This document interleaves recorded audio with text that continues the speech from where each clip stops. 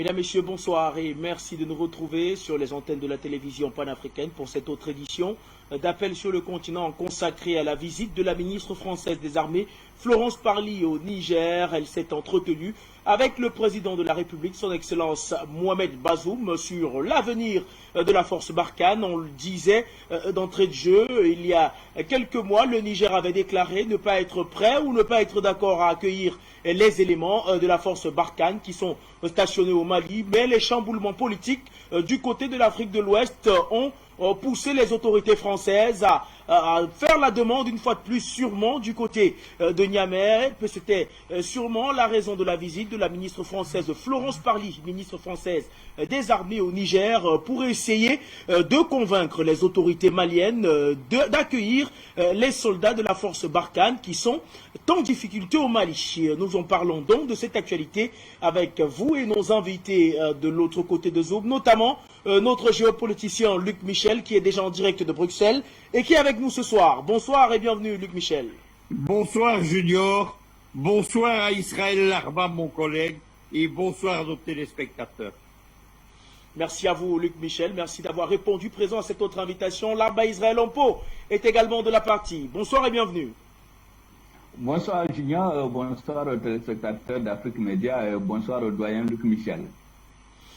Eh bien, Luc Michel, on va sans plus tarder débuter par vous, en attendant que notre troisième invité arrive de l'autre côté de Zoom. Eh bien, Florence Parly était donc en visite du côté de Niamey, où elle s'est entretenue avec le président de la République, son Excellence Mohamed Bazoum, sûrement pour essayer de parler de l'avenir de la force Barkhane. Je n'ai pas compris votre question, Junior. La question est celle de savoir... Florence Parly, ministre française des Armées, après que la France se retrouve en difficulté du côté du Mali, elle cherche sans doute un autre point de chute pour les éléments de la force Barkhane qui sont vraisemblablement en difficulté du côté du Mali et qui risquent de partir. Il y a quelques mois, les autorités nigériennes avaient déclaré ne pas être prêtes à accueillir les éléments de la force Barkhane sur le sol nigérien. Florence Parly a donc effectué le déplacement. Est-ce que d'après vous, les données vont changer du côté de Niamey?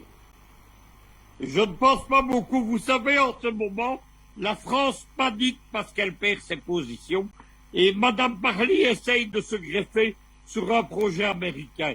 Quel était le projet américain? C'est, prenant en compte la défaite de la France au Sahel, c'est de remplacer l'armée française par l'armée américaine et de remplacer l'armée française par les éléments européens de l'OTAN. C'était cela le projet de Takuba, qui est un projet américain mais pas français. Les Français essayent de parasiter ce projet pour se maintenir au Sahel.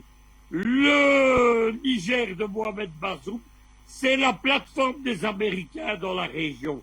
Les Américains ont implanté leur force spéciale, ils ont implanté la guerre des drones qui a fait tellement de massacres au Mali, comme il en avait fait avant en Afghanistan et au Pakistan.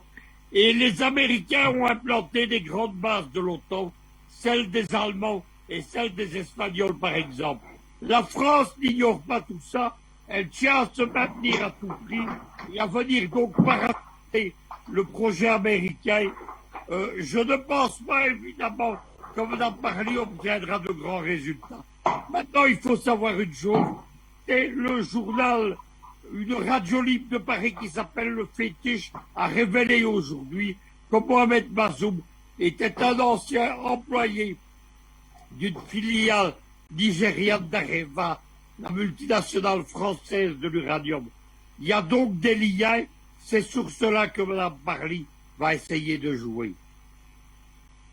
Merci à vous, Luc Michel, pour cette première intervention. Eh bien, Larba Israël Ompo, pour vous donc, qui est expert en question de sécurité, Florence Parly a effectué le déplacement dans la capitale nigérienne, sans doute pour convaincre les autorités nigériennes d'accueillir les éléments de la force Barkhane. Est-ce que, au vu de la situation, au vu de ces multiples déplacements, on peut dire que la force Barkhane est désormais en manque de capital? Oui, bonsoir M. Wafo. Il faut dire que ce déplacement fait suite exactement aux déclarations qui se sont suivies par rapport à l'expulsion de l'ambassadeur de France au Mali. La France s'inquiète aujourd'hui que les autorités maliennes qui ont demandé à ce que la France revoie les accords militaires qui lient donc la France au Mali soient revus. Alors, la France commence à s'inquiéter et surtout qu'elle n'entend pas modifier ces accords et donc elle veut gagner du temps en se déplaçant certainement sur le territoire nigérien le temps qu'un civil arrive au pouvoir pour pouvoir continuer avec les mêmes accords. Mais ce qui se passe est que à l'heure actuelle, avec toute cette incertitude qui court sur leur situation, non seulement la pression populaire au niveau de Bamako, mais aussi la pression donc de l'opinion française avec l'expulsion, cette humiliation que la France a vécue. Et donc, il est normal que la France envoie son ministre des Affaires étrangères au niveau du Niger, qui est l'un des territoires les plus à même donc d'accueillir cette force française. Mais il se trouve que le dernier sommet où Bazoum a été au Mali et en France, il a été dit que le Sahel n'a pas besoin de soldats, de 10 000 soldats, de 1 000 soldats, qu'ils ont besoin d'équipement. Et aussi, le président du Niger est confronté à des pressions populaires aujourd'hui dans son pays où on demande même sa démission. Donc, ça va être très difficile pour la France de convaincre donc le président malien nigérien d'accepter donc d'accueillir donc Barkhane. Justement, pour rebondir justement sur vos propos, est-ce que si jamais le président Mohamed Bazoum acceptait d'accueillir les éléments de la force Barkhane, il signerait immédiatement son arrêt de mort? Dire qu'il signerait son arrêt de mort, mais c'est trop dire. Ce qui est sûr, son pouvoir sera ébranlé parce que la population nigérienne ne va pas se laisser faire. Les manifestations ont déjà commencé.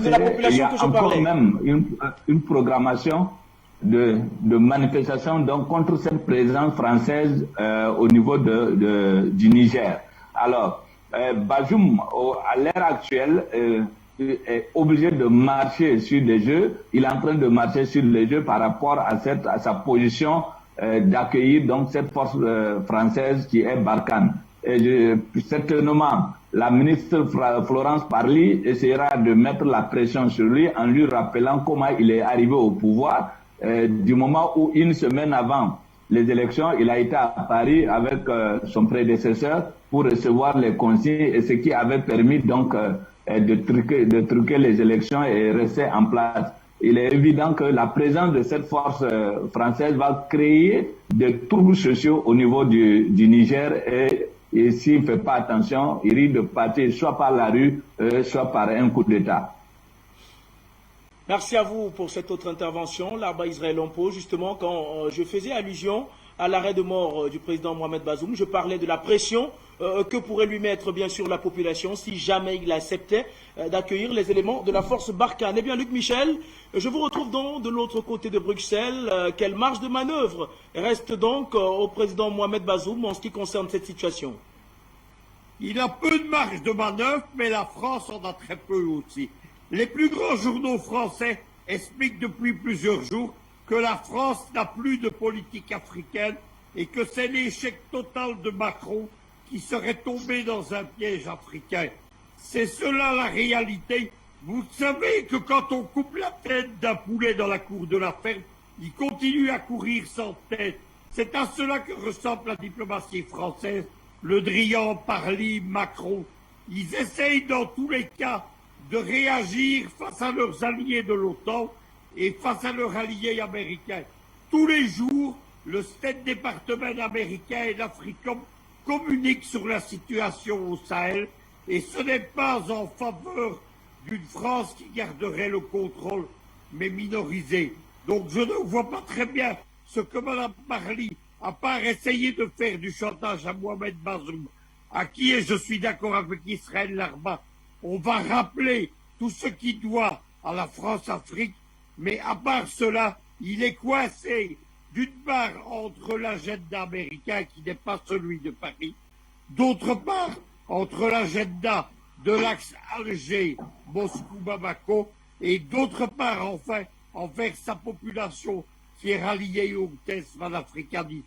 Ça ne vous laisse pas beaucoup de marge de manœuvre, pas plus pour le Quai d'Orsay d'ailleurs. Merci à vous, Luc Michel, pour cette autre intervention. Sylvain de Bougou nous a rejoint. Bonsoir et bienvenue, Sylvain. Bonsoir à tout le monde, bonsoir à tous les co-panélistes et à toute l'Afrique. Eh bien, Sylvain de Bougou, puisque vous êtes là, on va quand même vous passer la parole. La ministre française des Armées, Florence Parly, était donc en visite du côté de la capitale nigérienne pour essayer de rencontrer le président Mohamed Bazoum, pour essayer de le convaincre d'accueillir les éléments de la force Barkhane qui sont en difficulté du côté du Mali. Quelles sont vos premières impressions sur la question? Oui, mes premières impressions, c'est que en France, ce sont les élections, c'est le moment de la campagne électorale, même si ce n'est pas encore ouvert, mais Macron et son équipe ne voudraient pas être ceux-là sous lesquels, qui ma foi dirigeaient, qui vont être en tout cas indexés comme ces gens-là qui étaient au pouvoir lorsque la France a perdu l'Afrique. Et donc, Florence Parly est en train de jouer la carte de l'élection. Il ne faut pas oublier cela. Parce qu'ils ne veulent pas perdre la face à l'électorat français pour dire, voici vraiment, comme on l'a toujours appelé, un gamin qui ne sait pas où il va, qu'est-ce qu'il fait avec la politique de la France par rapport à l'Afrique. Et donc, ils sont en train de jouer leur va-tout. Mais cette force qui est vraiment décriée partout, en Afrique et surtout dans le Sahel et au Mali surtout, cette force-là qu'on veut forcément envoyer au Niger, elle aura vraiment beaucoup à faire parce que le président lui-même, il est entre des forces comme Luc Michel vient de le dire, il est entre plusieurs forces et la jeunesse aujourd'hui, la jeunesse nigérienne et la classe politique nigérienne, dans sa majorité, veut vraiment rejoindre le rang du Mali, de la Guinée et autres. C'est le panafricanisme qui est en train de revivre, qui est en train de renaître, la renaissance du panafricanisme. Et donc, qu'est-ce que ce président-là peut faire? Quelle manœuvre? Je ne vois pas beaucoup pour lui. Et si j'étais à sa place, je démissionnerais.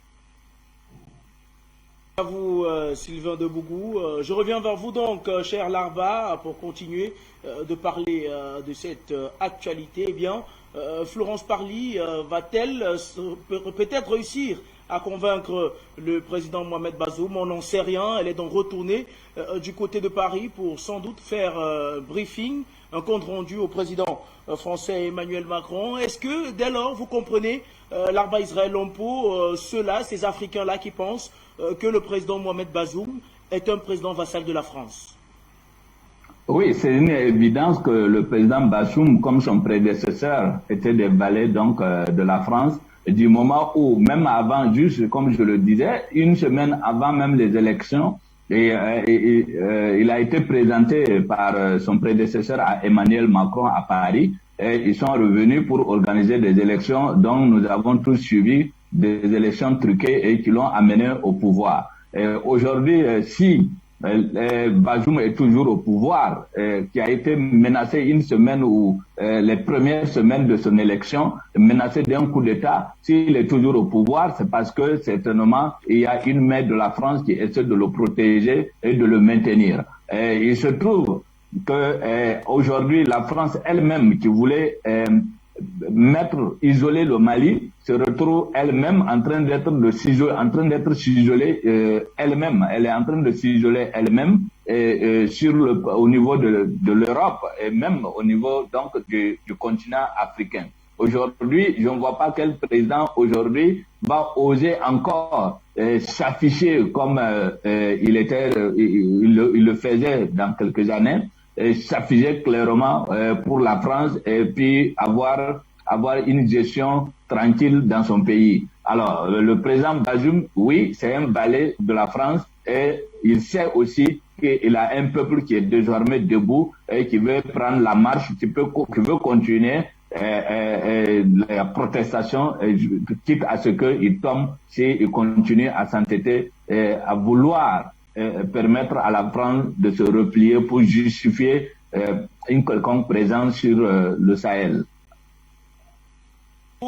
D'après vous, quel crédit accorder à cette prétendue envie de la France de quitter le Mali? En fait, la France, comme on le dit, quand on n'a plus d'appui, on est obligé, quand on est emporté par l'eau, on est obligé, qu'on le veuille ou pas, on est obligé de donner des coups de main, au moins aux vagues. La France se retrouve dans cette situation-là. Elle ne le fait pas de son bon gré, elle le fait parce que tout simplement, elle a été humiliée et elle risque d'être plus humiliée si d'ici là, elle ne se prononce pas sur la révision des accords militaires dont les autorités maliennes ont demandé à la France, qui aujourd'hui a pris les dossiers pour les mettre donc sous les tiroirs et en attendant de gagner du temps dans l'espoir qu'ils peuvent continuer à tirer jusqu'à la fin de la transition. Ce qui ne sera pas le cas car aujourd'hui la France a compris que les dirigeants maliens sont prêts à aller jusqu'au bout et que toutes les menaces qu'ils ont essayé d'imposer, d'intimider, les menaces d'intimidation qu'ils ont essayé avec les militaires maliens, ça leur a donné plus de force au lieu de les dissuader. Et aujourd'hui, nous avons vu ce que les sanctions de la CEDEAO ont fait à la sous-région. Si le président Kaboré est tombé suite à ces sanctions, et ces sanctions ont accéléré donc sa chute, et le président Macky Sall également n'est plus prêt à aller. C'est pourquoi d'ailleurs, pour faire une parenthèse, la CEDEAO n'a pas osé sanctionner le Burkina Faso avec les mêmes sanctions que j'avais imposées le Mali, parce qu'au sein de la CEDEAO, il y a des pays qui ont commencé à payer le prix donc de ces sanctions-là. Alors, comme les pays comme le Togo, le Bénin, le Sénégal. Donc, il est évident que la France, voyant perdre déjà le soutien de la CEDEAO, parce que les sanctions ne sont pas dirigées seulement vers le Mali, mais tous les pays de la CEDEAO, la France a compris qu'elle a perdu la face et qu'il faut qu'elle cherche une autre stratégie. Et donc, la visite, le déplacement de Florence Parly au Niger permet de prendre la température pour pouvoir sur quel pied danser désormais et savoir que l'influence de la France au Sahel, c'est définitivement clos et qu'il faut changer de stratégie et s'adapter au réel, à la réalité du terrain, qui est de respecter les chefs d'État africains et les peuples africains dans la coopération pour une coopération gagnante. Merci à vous, cher Larba, pour cette autre intervention. Je vous retrouve donc de l'autre côté de Bruxelles, Luc Michel. Larba, tout à l'heure, l'a évoqué. Toutes les mesures prises à l'encontre du Mali semblent être contre-productives. Cette visite également de Florence Parly du côté du Niger, les raisons de cette visite sont sûrement aller chercher de l'autre côté de la frontière, c'est-à-dire au Mali. Est-ce que, Luc Michel, vous pensez que du côté de l'Elysée, on est surpris par la résistance qu'opposent les colonels de Bamako au gouvernement français? Bien entendu. Vous savez, il y a un grand journal britannique qui a fait sa couverture hier. Il a dit que l'arrogance de Emmanuel Macron n'avait d'égal que sa stupidité. Les Français ont été arrogants et stupides. Pourtant, déjà il y a 2 ans, alors que les Russes n'étaient pas encore au Mali, il y avait le livre de Marc-Antoine Pérouse de Monclos, Une guerre perdue de la France au Sahel. Il posait la question, disait-il, n'est pas si nous allons quitter le Mali, mais quand et comment. Ça avait entraîné un débat repris par le journal Marianne et le journal Le Figaro.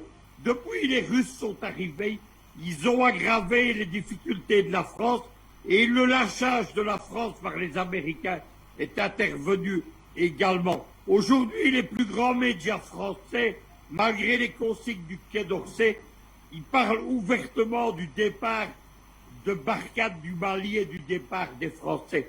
Quel est le plan occidental de remplacement, le plan B? C'est le plan américain. c'est américaniser et otaniser la guerre du Sahel et la rapatrier au Niger. Dans cette flambée, il n'y a pas de place pour les Français.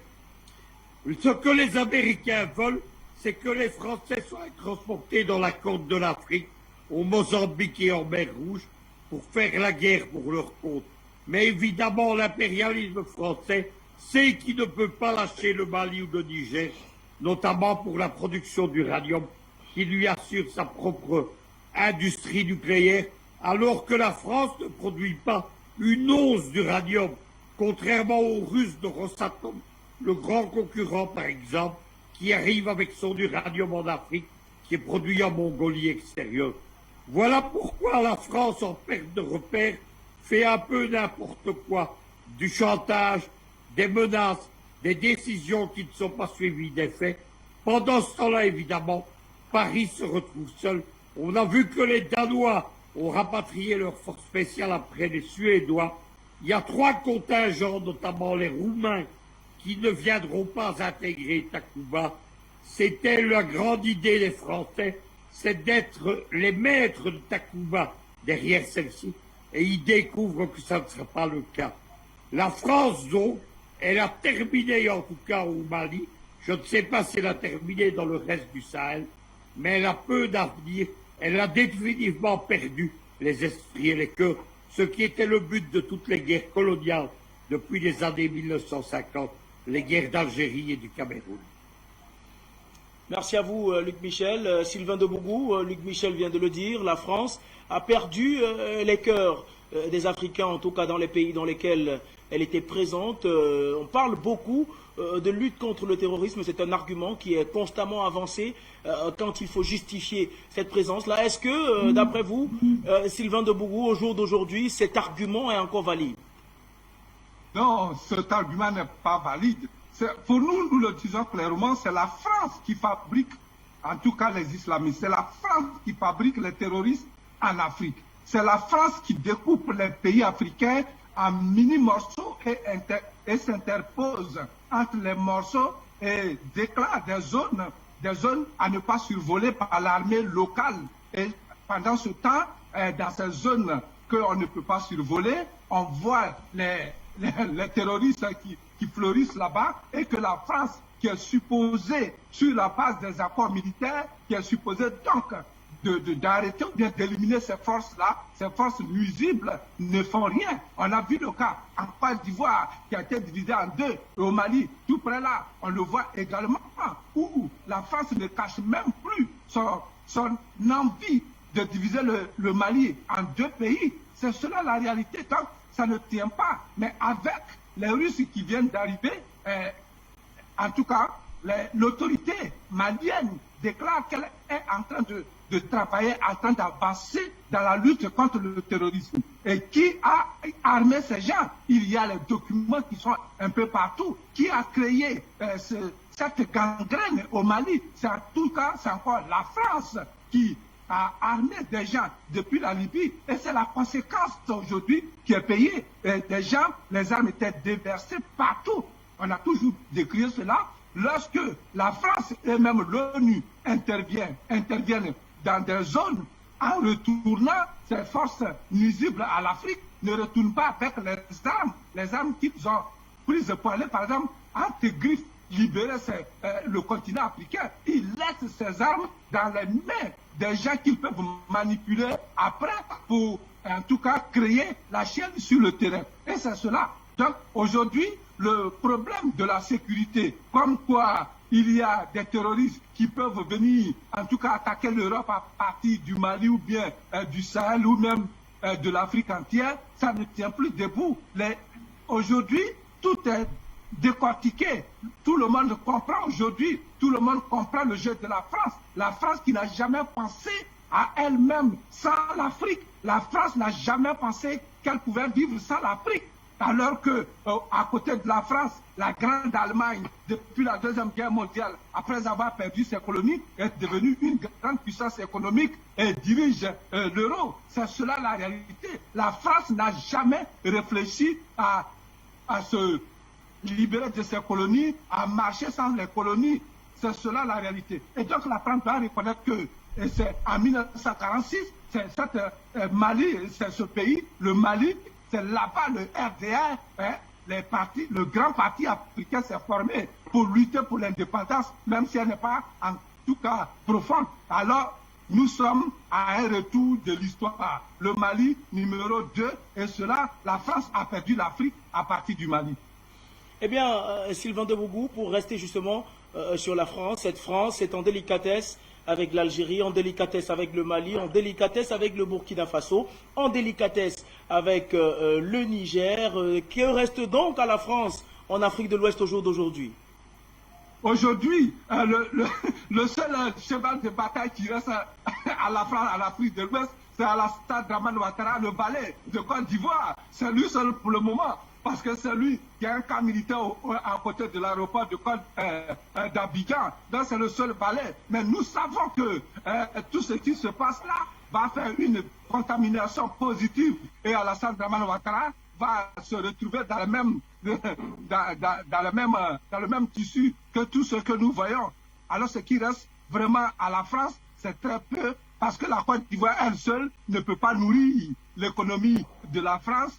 Et aussi, en Côte d'Ivoire, même si on n'entend pas encore les bruits de bottes, parce qu'Alassane Dramane Ouattara déverse des millions dans les caisses et dans les boîtes, dans les caisses et dans les comptes des militaires, des généraux et des lieutenants et autres, des colonels, mais les petits militaires, il y a un jour que quelqu'un se lève pour dire assez, c'est assez. Alors nous savons que la Côte d'Ivoire va connaître le même sort qui se passe au Mali, où on va chasser, en tout cas, la France qui ne veut pas partir, et la France qui vraiment qui ne respecte même plus de loi, la France qui n'a pas honte, la France qui est devenue un petit pays devant le monde entier, qui est devenu ridicule partout dans le monde, la France qui ne peut pas vivre sans le sang des Africains. Merci à vous, Sylvain de Bougou, pour cette autre intervention. Le temps est venu pour nous de marquer la première halte de cette édition d'Appel sur le continent pour retrouver nos téléspectateurs qui se bousculent au standard pour participer à l'édition d'Appel sur le continent de ce soir. Nous avons un premier appelant, c'est bien sûr Delphin Mouipoundou qui nous appelle soit de Gitega, soit de Bujumbura en fonction de sa position. Bonsoir et bienvenue, Delphin. Bonsoir, mon très cher frère Wafo. Comme je t'ai annoncé hier, je suis là ce soir. Donc, je vous salue, toi, les équipes de la régie. Donc, effectivement, on peut dire que je suis à la fois de Gitega et de Bujumbura parce que j'ai de la famille dans les deux villes. Donc, je transmets mes salutations aux frères Luc, Israël Lompo et Fred de Bongo. Ils ont dit l'essentiel. Moi, je vais simplement les compléter.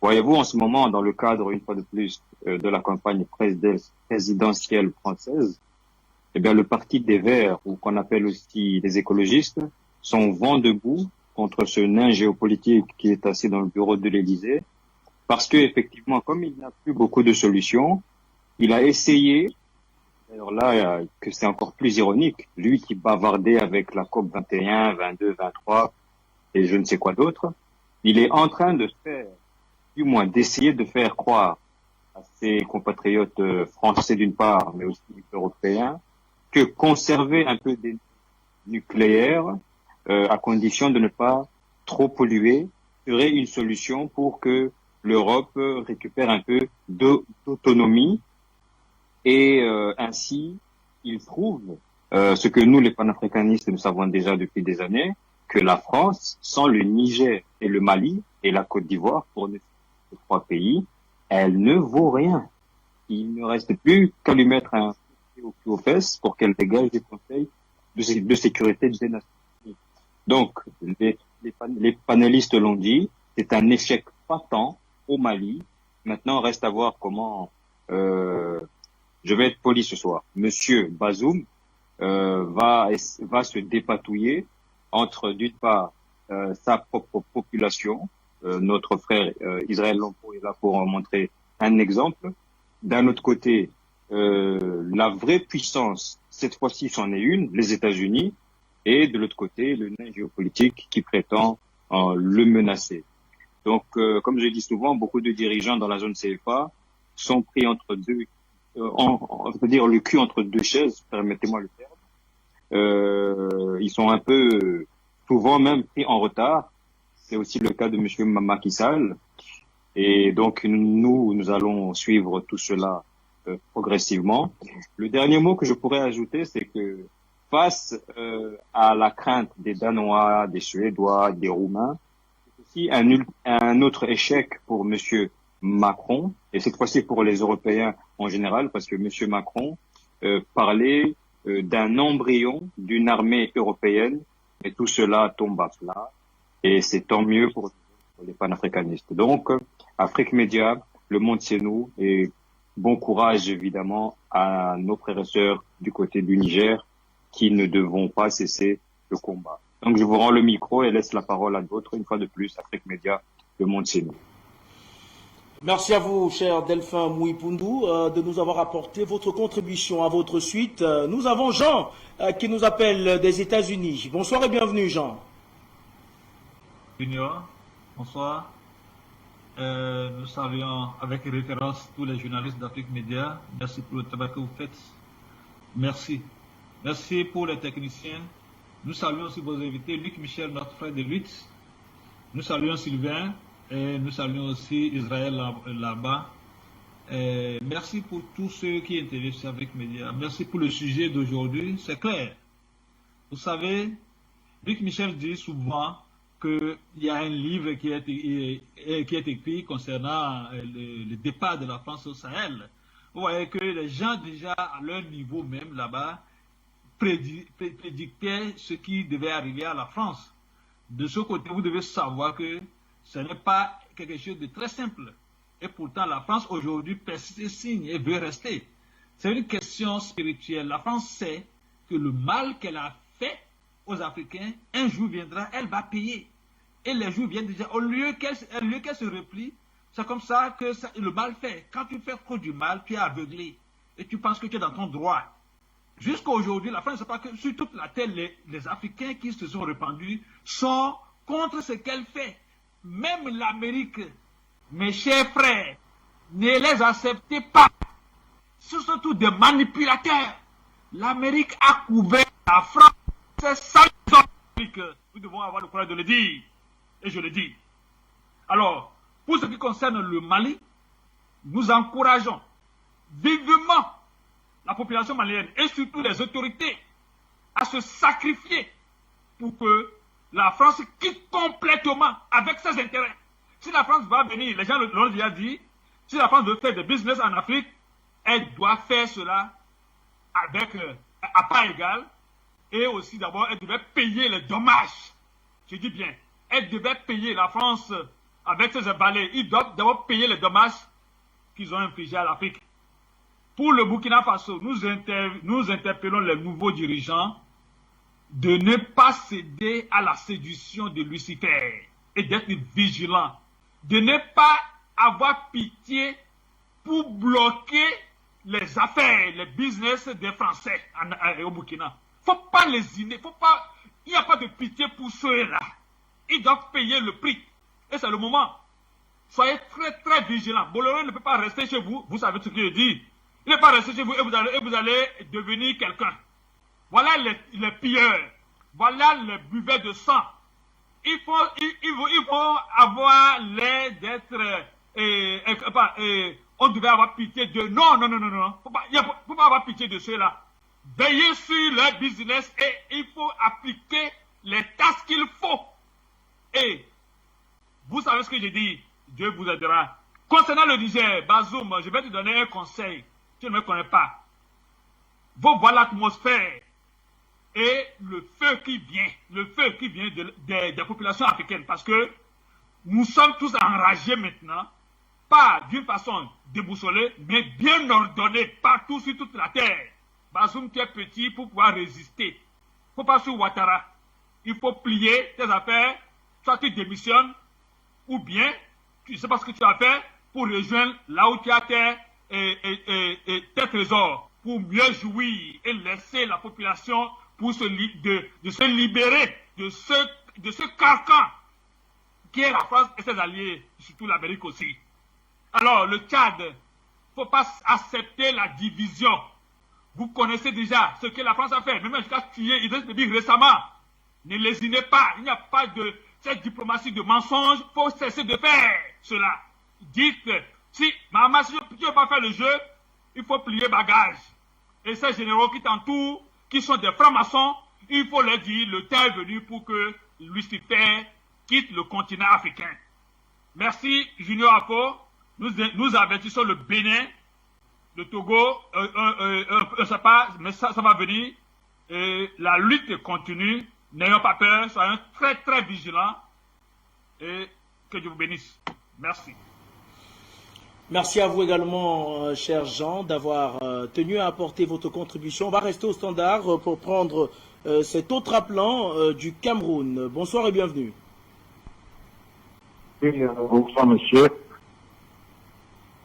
En Bengue, je vous appelle de Douala, au Cameroun. Écoutez, nous sommes en train de...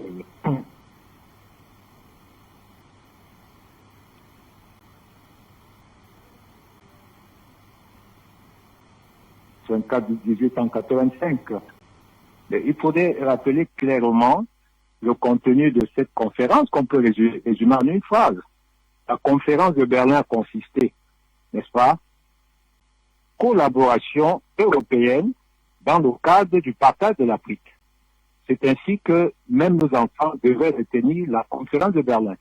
C'est une collaboration européenne pour le partage de l'Afrique. Écoutez, je voudrais commencer par rectifier quelque chose. Lorsque vous dites la France, vous devrez dire l'Europe. Parce que la France, en Afrique, est le cheval de Troie de l'Europe. Alors, je prends pour exemple cette attitude malhonnête et scandaleuse. Il y a 48 heures, le Mali décide par voie diplomatique d'expulser l'ambassade de France en respectant, n'est-ce pas, les termes et les voies de la diplomatie. C'est un ambassadeur de France d'un pays qui est expulsé. Alors, d'où vient la mesure de rétorsion? La France concernée a pris acte, n'est-ce pas, de cette décision des autorités maliennes. Pendant que nous attendions la réaction de la France, c'est l'Union européenne qui décide de sanctionner 5 politiques du Mali. Vous comprenez l'enjeu?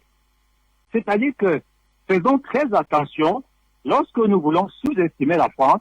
En réalité, nous avons derrière tout un continent européen dont la vocation éternelle est de, comment dire ça, veiller à ce que l'histoire et la civilisation européenne dominent, n'est-ce pas, la planète. Et c'est ça l'enjeu aujourd'hui. Alors, lorsque je dis la France, je dis l'Union européenne, écoutez, il y a quelque chose qui manque sur le chiquier. Alors, vous interpellez les Africains, mais c'est l'Union africaine qu'il faut interpeller. Qu'est-ce que c'est que ce mutisme de l'Union africaine?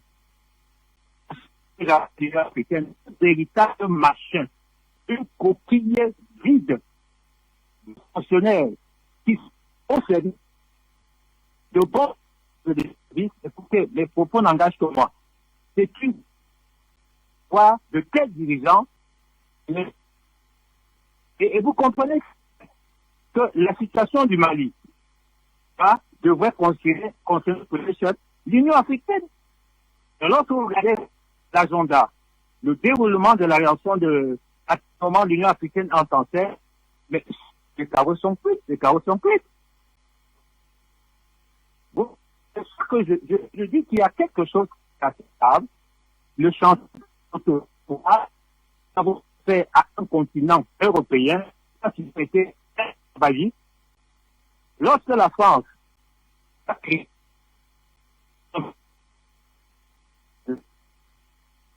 et la fille de l'enfant, a pris soin, n'est-ce pas, dans son dépêchage, qui de grande partie de l'Afrique a déjà conférence de Berlin, le message du Congo est décidé. Alors, posez-vous la question, je vais te laisser terminer par là. Posez-vous la question pourquoi est-ce que on a voulu diviser la Côte d'Ivoire en deux. Je parle au temps de Babo.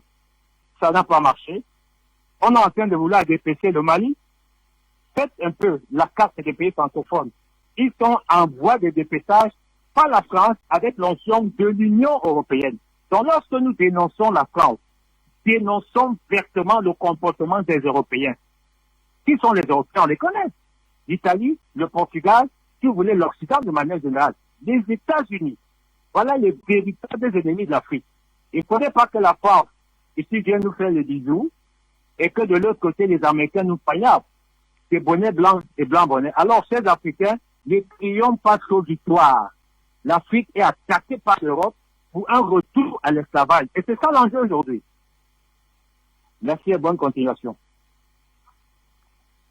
Vous également, merci en tout cas d'avoir apporté votre contribution à cette édition d'Appel sur le continent. On va rester au Cameroun pour prendre cette fois-ci Monsieur Kouebo qui nous a rejoint également. Bonsoir et bienvenue Monsieur Kouebo. Oui, bonsoir à vous Monsieur Junior Rufo, bonsoir à vos invités, bonsoir à tous les téléspectateurs d'Afrique Média. Monsieur Junior Mofo, je dois d'abord regarder cette situation d'une manière générale.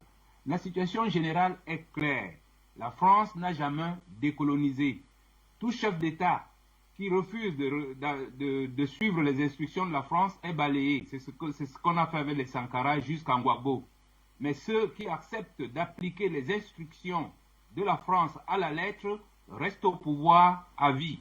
Les Bongo, les Biya, les Déby, les Eyadema, tous ces gens-là sont dans cette lignée. Donc la situation est très claire. Ceux qui acceptent que l'ambassade de France dirige leur pays et qui leur donne les hautes instructions restent au pouvoir. Voilà le tableau brossé. Maintenant, quelle est la stratégie de la France? Je vous avais dit, la France avait opté d'abord pour une situation à la Vietnam. C'est-à-dire, il fallait faire venir les Européens se battre en Afrique parce qu'ils refusent de décoloniser. La guerre du Vietnam, c'était ça. Les Vietnamiens avaient dit à la France, c'est bon, vous avez été nos colons, maintenant il faut partir. La France, elle a refusé. Et elle a fait entrer les Américains dans cette guerre sans qu'ils ne comprennent comment la guerre a commencé. Donc c'était le plan A de la France. C'est ça qu'ils ont fait en mettant en place la force Takuba. Mais maintenant que le projet Takuba est en train d'échouer, la France a sorti le plan B. Le plan B, c'est quoi? C'est s'appuyer comme d'habitude sur les traîtres de l'Afrique. Et aujourd'hui, les deux pays sur lesquels la France peut s'appuyer pour jouer les traîtres, c'est le Tchad et le Niger. Et ces deux pays-là ont une position stratégique avec des bonnes bases militaires françaises. C'est-à-dire que si la France est chassée du Mali, même du Burkina ou tout ça, ils vont se replier au Niger et au Tchad. Et comme le maréchal Déby ne pouvait pas accepter ce genre de situation, c'est pour ça qu'on a tué le maréchal pour mettre son petit garçon Béni Oui, qui va accepter toutes les conneries de la France. Cela dit maintenant, pensons à nous maintenant les Africains. Parce que c'est toujours nous, les dindons de cette phase. Imaginons donc que tout leur plan marche. Quels sont ceux qui vont mourir? C'est encore nous, les Africains. C'est pour ça que je dis, il nous faut maintenant lever le bouclier avec une précision importante. C'est-à-dire que nous devons parler aux Français qui vivent sur nos territoires. Et aussi parler au peuple français chez eux là-bas. C'est-à-dire que la diaspora africaine doit informer le peuple français de la situation qui prévaut. Parce que cette fois-ci, 70 ans après les indépendances, nous ne pouvons pas accepter encore de nous lancer dans une guerre meurtrière où nous serons les seuls à mourir. Donc il faut informer les Français qui vivent sur nos territoires que quand la France va déclencher cette guerre, tous les Français sur nos territoires vont payer les frais. Et pendant ce temps, la diaspora doit informer le peuple français que toute guerre qui aura dans nos pays francophones sera déclenchée par la France et que la France sera responsable de tout cela. Donc, moi je prends seulement deux derniers exemples pour sortir. Dernièrement, on a vu au Sénégal, quand Macky Sall a reçu les instructions d'arrêter M. Sonko, mais les Sénégalais sont sortis et on a attaqué immédiatement les biens des Français. Et ça a arrêté ce mouvement net. Et là, deuxième cas, on avait vu en Côte d'Ivoire. Parce que Gbagbo arrivait au pouvoir, même pas 2 ans, la France voulait déjà chasser Gbagbo. Mais le peuple était sorti, ils avaient dit à chacun son français. C'est ça qui a permis à Gbagbo d'avoir un certain suicide. Mais comme les Africains sont toujours ce qu'ils sont, quand vous voyez une menace, vous mettez à la sous-estimer, elle finit par retomber sur vous. Voilà les deux exemples que je donnais pour montrer que nous, les Africains, nous devons expliquer aux Français qui vivent chez nous et même aux Français qui sont en Europe que cette guerre que la France est en train de préparer, cette fois-ci, elle va payer très cher. Voilà ce que je souhaitais dire, M. Junior Nwafo. Merci de cette écoute. Merci également à vous, M. Kouebo. On va à présent prendre la direction de l'Espagne pour retrouver notre ami Roland Kenny. Bonsoir et bienvenue, Roland.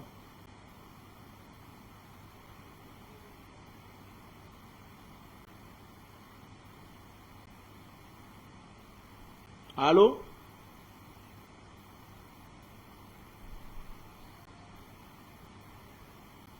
Allô?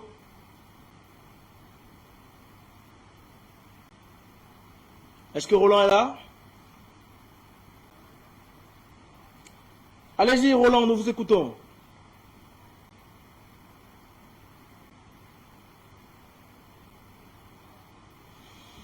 Un retour sur le plateau, quelques petits soucis de connexion avec d'autres amis. Roland Kenny, peut-être au sortir de cette édition, on va refaire un tour du côté du standard. Eh bien, là-bas, Israël Ampo, je reviens donc vers vous pour continuer de décrypter ce déplacement, on va le dire comme ça, de la ministre française des Armées, Florence Pali, dans la capitale nigérienne. Elle a rencontré le président de la République, son Excellence Mohamed Bazoum. On a écouté un de nos téléspectateurs qui brossait, en tout cas qui faisait un tableau, une vue globale de la situation. Est-ce que d'après vous, vous partagez le point de vue de ce téléspectateur pour qui le combat aujourd'hui ne se jouait pas entre que ce soit le Mali ou le Niger contre la France, mais se jouait entre les États africains et les États occidentaux?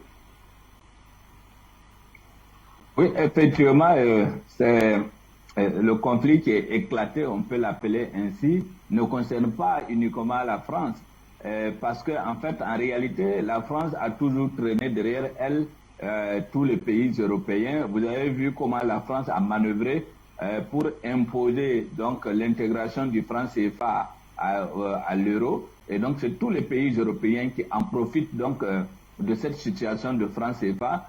Également, quand il y a des matières premières qui induisent également avec le franc CFA, vous voyez également que tous les pays européens qui exploitent les matières premières en Afrique en bénéficient également. Et on a également la France, les États-Unis qui poussent chaque fois la France au devant des choses, mais qui est en réalité le maître du jeu, comme ce qui se passe au Sahel. Alors donc aujourd'hui, dire que la guerre qui est éclatée, la guerre diplomatique et la guerre sociale, c'est-à-dire la manifestation des panafricains contre l'ingérence et contre l'impérialisme en général, concerne non seulement tous les pays européens et américains, mais également les pays africains. Et vous voyez également que ça soit même dans les pays anglophones, les pays européens ont des intérêts. Et que petit à petit, vous allez voir, aujourd'hui au Ghana ou au Nigeria,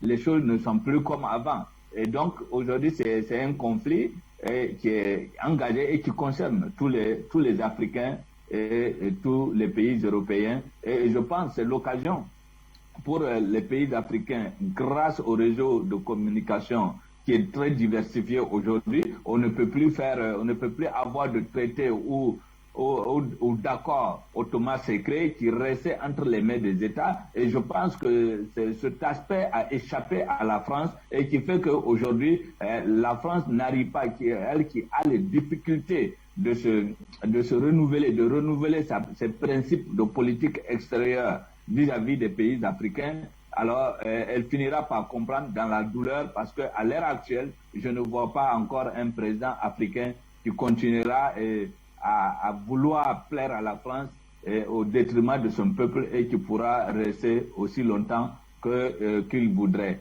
Parce que même en Côte d'Ivoire, où la France pense avoir tout récupéré, avoir le contrôle, il n'est pas exclu que dans les années à venir ou les jours à venir, il y ait des manifestations sur le sol ivoirien, donc pour essayer de mettre fin à cette domination coloniale, néocoloniale que la France est en train d'exercer. Et ce qui a été engagé au Mali, vous avez vu, ça a contaminé donc le Burkina Faso, Et le Niger n'est pas épargné, le Sénégal non plus n'est pas épargné. Et donc, petit à petit, nous allons reconquérir notre indépendance et notre souveraineté sur tous les plans d'ailleurs. C'est pourquoi il serait important que les pays du Sahel qui sont en train de se libérer et qui ont détruit déjà, même le G5 Sahel n'existe plus. Vous allez voir qu'il n'y aura plus de réunions, mais que c'est les militaires qui sont au pouvoir, que ce soit au niveau du Tchad, du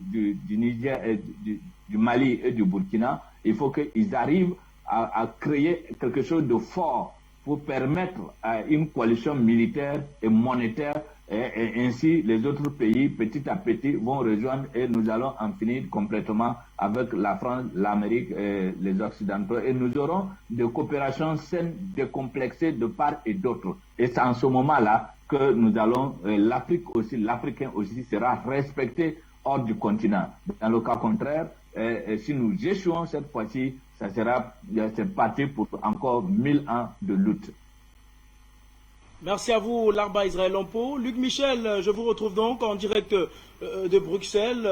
Beaucoup d'efforts, des efforts colossaux sont déployés pour permettre à la France de se maintenir. Eh bien, Luc Michel, avec vous, on va peut-être permettre aux téléspectateurs de la télévision panafricaine de comprendre concrètement ce qui est en train de se jouer au jour d'aujourd'hui au Mali, en particulier dans le Sahel en général. Luc Michel, si jamais on dit, on va se projeter un peu, demain on se réveille, la France a perdu totalement ses positions du côté du Mali, du côté du Niger, du côté de la Côte d'Ivoire, du côté du Burkina et du côté de l'Afrique centrale également. Que devient la France ?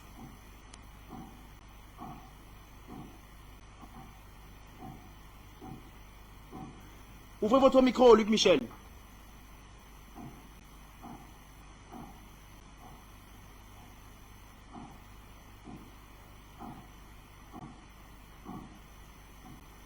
Est-ce que Luc Michel est là?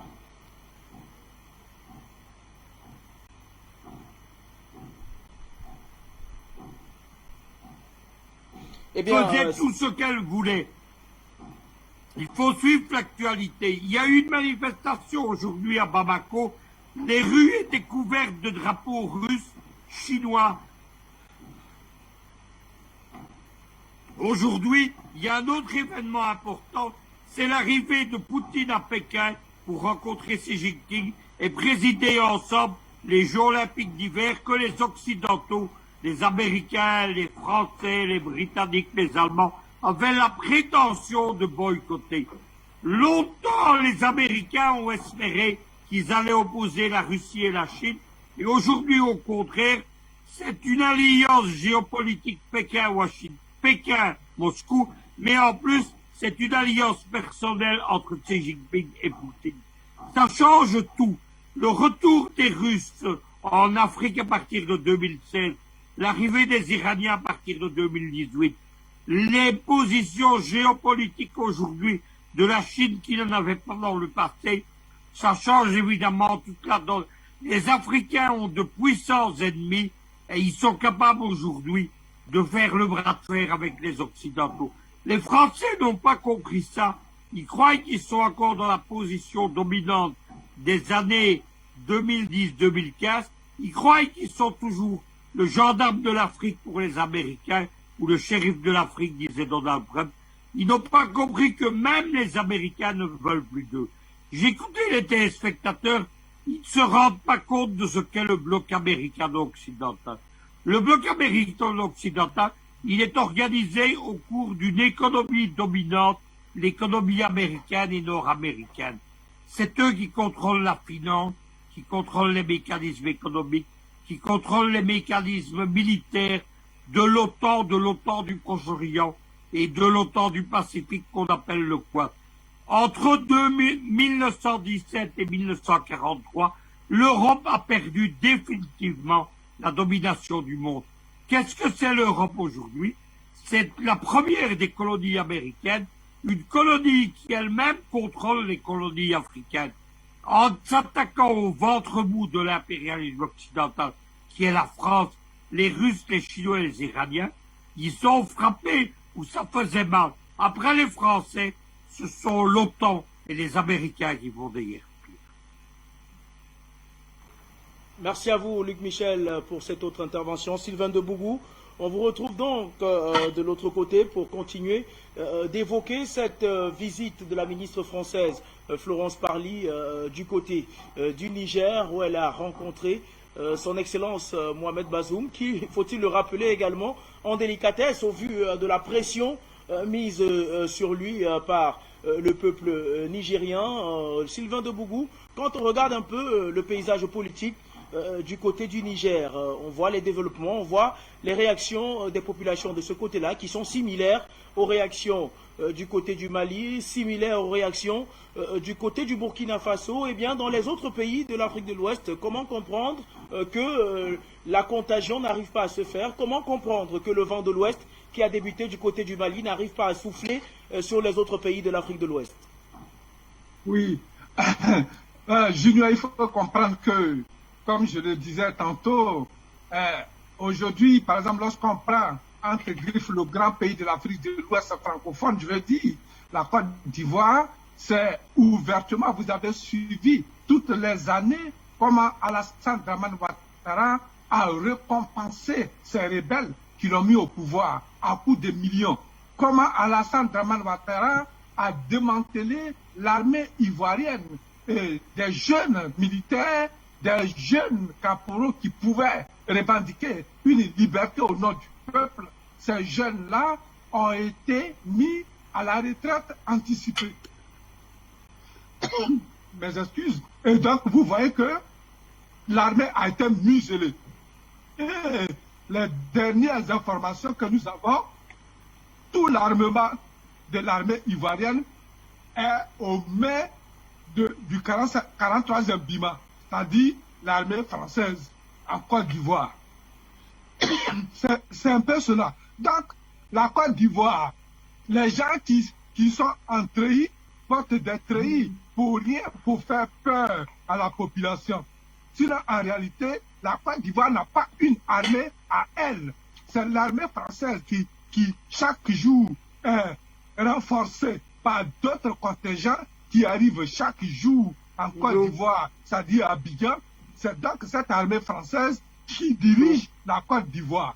Ouais, il y a coupure de courant. Quoi? Vous écoutons, vous êtes en direct. Voilà, donc c'est cette armée qui contrôle, cette armée française qui contrôle la Côte d'Ivoire. Les rues d'Abidjan et de partout, à Boaké, un peu partout, tout ce que nous voyons, ce sont les rebelles qui ont remplacé les militaires ivoiriens qui ont été poussés à la retraite anticipée. Maintenant, lorsqu'il s'agit de la société civile, et on a vu les Edith Balé, les Samba David et autres, ils sont attaqués physiquement chaque jour. Et c'est cela le mal en Côte d'Ivoire. Mais il ne sera tardé. En tout cas, le réveil, la conscience, elle est là. Le réveil pour la liberté est là. Il existe en Côte d'Ivoire. Il existe au Sénégal qui pense que la Côte d'Ivoire et le Sénégal qui pensent réellement qu'ils vont contrôler la domination, en tout cas la domination, maintenir la domination française en Afrique de l'Ouest. Mais cela ne saurait durer parce que les jeunesses, pas dans la diaspora seulement, mais localement sur le territoire sénégalais et ivoirien, ces jeunesses-là sont en train de travailler. On ne saurait ici exposer leur plan de guerre, leur plan de réveil, mais réellement, le Mali a aujourd'hui donné du tonus à ces pays-là, à ces jeunes-là qui ne veulent pas rester en dehors de l'histoire de la libération de l'Afrique tout entière. Sylvain de Bougou, Larba Israël Lampo, je me tourne à présent vers vous au vu de la proximité entre le Mali et le Niger, au vu des similitudes entre les différentes tribus, certaines populations qui se brassent de ce côté-là. Est-ce qu'on peut dire qu'une libération complète du Mali conduira forcément à une libération du Niger? Oui, c'est une évidence. C'est une évidence que avec tout ce qui se passe au niveau du Mali qui a contaminé le Burkina Faso, il est évident que le peuple du Niger aussi marche doucement vers sa libération. Et je pense que la France elle-même a compris, et le Mali, les dirigeants du Niger, Bazoum a compris également que à l'heure actuelle, le vent qui a commencé à souffler à partir du Mali va atteindre tous les pays. Aujourd'hui, les pays côtiers se sentent un peu en sécurité, mais ça ne saurait tarder car le terrorisme, le barrissage du terrorisme que la France essaie de déplacer dans la zone des autres 3 frontières, c'est-à-dire entre le Burkina, le Niger et le Togo et le Bénin. Alors, ces 3 frontières-là, lorsque le terrorisme va atteindre là-bas, il est évident que les Togolais vont se réveiller et également les Béninois vont se réveiller. Et là, ça sera parti pour toute la libération de toute l'Afrique de l'Ouest, y compris les pays côtiers. Si vous avez vu que la France n'a pas, la CEDEAO n'a pas sanctionné donc le Burkina Faso au même titre que le Mali, et c'est parce que évidemment les pays comme le Togo et le Bénin, le Ghana également, donc ont compris que ces mesures de sanctions ne font qu'aggraver les choses, ne font qu'augmenter la colère des populations et en même temps détruire l'image de la CEDEAO, et ce qui fait qu'aujourd'hui les dirigeants de la CEDEAO n'ont plus de crédit donc au sein de la population de cet espace-là. Alors il est clair que là où nous partons, le Niger, lui, qui sera le premier certainement à tomber entre les mains des panafricains, et ainsi de suite, on va continuer à avancer jusqu'à ce que la France soit complètement exclue donc de l'Afrique, ou encore qu'elle se conforme à une diplomatie plus humaine, à une coopération plus humaine et pour une amitié réelle, car les peuples, entre les peuples de l'Afrique de l'Ouest, les peuples africains et le peuple français, il n'y a pas d'animosité, et ce qui fait que jusqu'à ce jour, aucun Français n'a été agressé dans les rues, que ce soit à Bamako, à Niamey ou encore à Ouagadougou, par rapport à la politique de la France. Et donc je pense que les Français eux-mêmes, le jour viendra où ils vont comprendre, et quand ils vont comprendre cela, les choses vont changer à leur niveau également. Ils commenceront aussi à manifester dans les rues de Paris pour exiger un comportement plus humain, un comportement plus responsable donc des autorités françaises qui se prennent pour les dieux de l'Afrique. Et je pense qu'on aura ce jour-là, et on s'asseyera sur la table et chacun dira ses vérités, et on aura une coopération civilisée de part et d'autre décomplexée. Merci à vous, Larba Israël Lompo. Eh bien, Luc Michel, tout à l'heure, on a un de nos téléspectateurs qui appelait à la vigilance en ce qui concerne cette situation. C'est vrai que de nombreuses victoires ont été enregistrées, mais le temps est venu d'être de plus en plus vigilant, parce que ce qui n'a pas pu être obtenu sur le théâtre militaire veut être obtenu par d'autres canaux, notamment ceux de la communication, avec le dispatchement des fake news. Écoutez, il y a surtout 2 choses. Tout d'abord, il faut savoir que si la France est en déroute, les Américains et l'OTAN, pas du tout. Ils sont en train de se redéployer dans toute l'Afrique. Avant l'OTAN, c'était le Maroc qui est son allié privilégié, et la Libye. Aujourd'hui, l'OTAN est déployée depuis les rives de la Méditerranée jusqu'en mer Rouge, où ils sont en train de disputer le contrôle du Mozambique. La seconde chose, c'est la guerre médiatique. Il y a quelques semaines, Mme Parly annonçait la nouvelle doctrine de la guerre médiatique française et annonçait que tous les moyens, même les moins avouables, seraient employés pour combattre les ennemis de Paris. Depuis, on voit par centaines d'étrangers sur les réseaux sociaux, on voit une politique systématique de fake news, et les fake news sont répandues par les plus grands journaux français. Hier, le Figaro, c'est un des 2 journaux de référence avec Le Monde, qui est financé par Bill Gates et George Soros. Le Figaro annonçait qu'il y avait eu un accord entre le gouvernement de Bamako lors d'une réunion en Italie avec les groupes Touareg, c'est tout à fait faux. À côté de ça, de faux tweets de Mme Parly approuvant cet accord circulaient. Le but étant de ridiculiser, de semer la confusion dans l'opinion publique africaine. Qu'est-ce qui s'est passé à Rome? Régulièrement, les Italiens, ce ne sont pas les amis de l'Afrique. Il y a 3 ans, le gouvernement italien d'extrême droite critiquait Macron.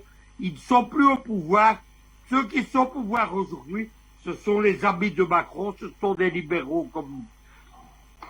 Le gouvernement italien est de retour en Afrique, en Libye notamment et en Somalie. Il entretient des groupes rebelles, des groupes djihadistes et des tribus révoltées aux frontières de la Libye et du Tchad, les Souleyman notamment, pour contenir l'immigration, et également les groupuscules Touareg qui régulièrement se réunissent à Rome et obtiennent des subsides. On parle de 2 à 3 milliards de francs CFA chaque fois. Le gouvernement de Bamako est intervenu pour demander que cet argent soit remis au gouvernement malien, qui éventuellement le distribuera, et qu'on cesse d'entretenir des groupes rebelles en révolte contre l'État central malien. Il n'y a donc pas d'accord, malgré ce que raconte le Figaro. Mais qu'un grand journal comme le Figaro, c'est le principal journal de droite, tombe dans des fake news et des médias mensonges, ça indique la nature de la guerre qui est menée au nom de Mme Parly et du gouvernement de Macron en Afrique. Merci à vous, Luc Michel. Eh bien, Sylvain de Bougou, Luc Michel a bien fait de le révéler et relever également les fake news semblent être la nouvelle arme de combat employée par les médias occidentaux également, les gouvernements occidentaux dans la déstabilisation du continent africain. Oui, les fake news, c'est vraiment un danger. Et c'est pour cela nous avons toujours interpellé les Africains, les dirigeants africains, les analystes africains, tous ceux qui aiment l'Afrique, comme les Luc Michel, tous ceux-là, qu'ils interviennent là où ils doivent intervenir pour apporter l'éclairage vraiment aux populations africaines. Parce que sans cela, nous allons tomber encore dans la confusion et l'Europe va revenir à grands pas. C'est cela, c'est leur secret, c'est leur âme secrète. Donc, il faut que les télévisions, en tout cas les médias comme Afrique Média, soient vraiment soutenus. Il faut que cela soit soutenu. Même si on pense que c'est de la publicité, mais cette publicité vaut le coup. Parce que c'est un médium qui se bat contre toutes les tentatives de fermeture. Nous le savons aussi. Et donc, nous disons que les fake news, c'est maintenant l'arme secrète parce que tout est exposé, on discrédite tout ce qui est vrai pour imposer ce que nous lisions avant. Avant, c'était Radio France Internationale, La Voix d'Amérique ou bien même l'Angleterre, BBC. Mais aujourd'hui, ces grands médias sont devenus les centres même du mensonge, le centre de la politique. Il n'y a plus d'objectivité dans ces canaux-là. Et donc, on doit vraiment se méfier et que tous ceux qui interviennent doivent apporter l'éclairage aux populations africaines pour qu'elles soient au même niveau d'information, parce que l'information, c'est vraiment c'est la formation également, et cette information peut aider les populations africaines à aller au combat pour se libérer d'abord mentalement, je dis que mentalement, et après, on va libérer le reste, c'est-à-dire le territoire africain, notre territoire, le seul que nous avons et qui est convoité à la France et ses alliés, comme on l'a dit, la France qui a des attaches partout à travers le temps, à travers des accords bilatéraux avec d'autres pays de l'Union européenne. Et donc, nous devons vraiment faire très attention parce que les fake news sont devenues une arme très, très secrète et très dangereuse pour nous autres. Merci à vous, Sylvain de Bougou. On va, sans plus tarder, prendre la direction du Standard une fois de plus pour prendre ces derniers téléspectateurs qui souhaitent participer à l'édition de ce soir. Je crois que notre ami Roland Kenny qui nous appelle de l'Espagne et enfin Calais de l'autre côté. Bonsoir et bienvenue, cher Roland. Bonsoir. Confirmez-moi si vous me recevez, s'il vous plaît. On vous reçoit, Roland, on vous reçoit. Oui, bien sûr. Merci à toute l'équipe Afrique Média. Vous voyez, les choses sont désormais claires. Florence Parly, on ne sait pas ce qu'elle vient chercher au Niger. Bon, c'est un peu... Elle vient jouer pour le tour, me semble-t-il, parce que elle sait qu'elle est désormais persona non grata. Mais il faut recadrer l'enjeu d'une façon générale. Je pense que le gouvernement malien doit passer à la vitesse supérieure, c'est-à-dire officialiser la rupture des relations diplomatiques avec la France. Je répète, officialiser la rupture des relations diplomatiques avec la France. Il faut pouvoir le dire. C'est vrai qu'une telle décision aura des conséquences importantes, mais gardez à l'esprit qu'il y a un moment dans les relations internationales où il faut sortir de la posture qu'on appelle diplomatiquement correcte pour espérer voir plus clair. Si vous avez remarqué, la situation, on a tendance à faire une analyse comparative entre la situation au Mali et en Centrafrique. J'apprécie particulièrement la situation au Mali parce que il non seulement patriote qui est à la tête du pays, mais aussi il a un gouvernement engagé, constitué des patriotes. Ouais. Contrairement en Centrafrique où il y a M. Faustin Touadéra qui veut bien faire, mais il est entouré d'un dos collant. Est-ce que vous voyez par exemple, vous pouvez comparer M. Choguel Koukalamaïga et son premier ministre Harry Maridondra, qui est un France-Africain pur, vous voyez qu'il est silencieux à plein temps, alors que M. Choguel Koukalamaïga, lorsqu'il prend position, on sent quelqu'un qui veut bien faire, qui a l'amour du pays, c'est-à-dire il est virulent vis-à-vis de ces voyous internationaux. Voilà les postures que nous, panafricanistes, saluons. Et d'ailleurs, je souhaite bien vous remercier pourquoi pas un jour la tête du Mali. Le scénario suivant ne serait pas mauvais. M. Assimi Goïta, 5 ans au moins. Après M. Choguel Koukalamaïga, il prend aussi le président 5 ans. Après M. Abdoulaye Diop prend aussi 5 ans. Plus que ces messieurs-là, nous sommes convaincus qu'en tout cas jusque-là, ce sont des panafricanistes avérés. Donc on les verrait bien à la tête du Mali. Ce serait intéressant. Il faut clairement que les autorités maliennes officialisent la nouvelle monnaie et qu'elle passe à autre chose. Mais je ne sais pas si les gens mesurent l'enjeu de la situation malienne. Le Mali et la Centrafrique, c'est plus de 450 minéraux inconnus des géologues, vous voyez un peu, en plus des minéraux déjà connus. Voilà pourquoi on parle de scandale géologique. Je défie n'importe quel géologue de montrer le contraire. Ça veut dire qu'ils ont mis en place des machines qui, par géodétection, permettent d'évaluer les matières premières qui sont dans le sol sur plus de 100 mètres dans le sol. Donc, ils savent ce qu'il y a au Mali sur 100 mètres dans le sol. Voilà pourquoi vous les voyez accrochés comme des sangsues, parce que c'est incroyable. Ils ont installé des laboratoires avec des ingénieurs miniers qui font des analyses à plein temps. Et chaque fois, ils font des merveilles de la nature. Et ce que ce pays regorge, ils estiment qu'ils ne peuvent pas partir, quitte à liquider certains parmi eux. D'ailleurs, vous voyez, il y a certains généraux souvent qui meurent. Ils estiment que même s'ils doivent liquider des Français, ils ne peuvent pas partir parce que les ressources au Mali sont très, très, très importantes. Notez que si la France quitte le Mali, seulement le Mali, elle devient au moins 15e puissance. Au moins 15e puissance, sinon elle peut se retrouver 20e puissance. Ça, c'est seulement le Mali. Et si elle perd le Mali, le Burkina, et par effet domino, on l'espère, le Niger, c'est fini. La France, c'est au moins 30e puissance, sinon loin derrière. Donc vous voyez que la France est en train de jouer la survie. Or, c'est désormais confirmé avec la situation géopolitique actuelle. Il ne peut plus y avoir de cohabitation entre Paris et Bamako. Ils ne peuvent plus se comprendre. Il y a un qui doit finir avec l'autre et ce qui est sûr, les panafricanistes doivent gagner. Donc il faut qu'Assimi Goïta passe à la vitesse supérieure.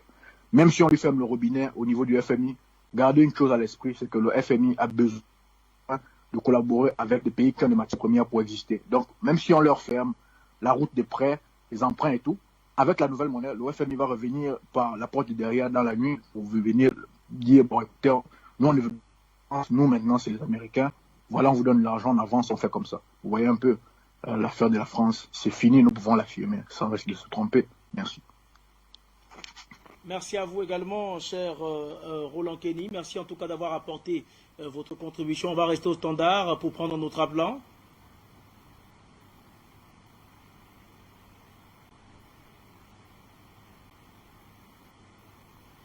Eh bien, retour donc sur le plateau pour sortir définitivement de cette édition d'Appel sur le continent avec vous, chers messieurs. On va en quelques minutes prendre la dernière réaction. Le mot de fin de tout un chacun. Luc Michel, vous avez l'honneur. c'est que nous sommes entrés dans une nouvelle ère géopolitique et c'est l'occasion, la confrontation entre le bloc occidental et le bloc de l'Est. Ça offre à l'Afrique l'allié qui lui manquait depuis la chute de l'Union soviétique. Avec l'aide de Moscou, de Pékin et de Téhéran, les Africains vont enfin réaliser leur véritable indépendance, puisqu'en 1960, que ce soit la France-Afrique ou le Commonwealth, cette indépendance a été volée. Il y a eu la même chose dans les régions des Grands Lacs, avec ce qu'on appelle la France-Afrique à la belge. C'est de tous ces gens que l'Afrique doit se libérer. Elle doit redevenir maître de son sol, maître de son ciel aérien, maître de ses alliances militaires, maître de ses échanges économiques. C'est le temps de la grande libération. Merci à vous, Luc Michel, pour cette dernière sortie. Eh bien, Sylvain de Bougou, à vous la suite. Merci l'Afrique, merci à tout le monde. Je pense que cette nouvelle bipolarisation du monde, de la politique mondiale, c'est vraiment à l'Afrique.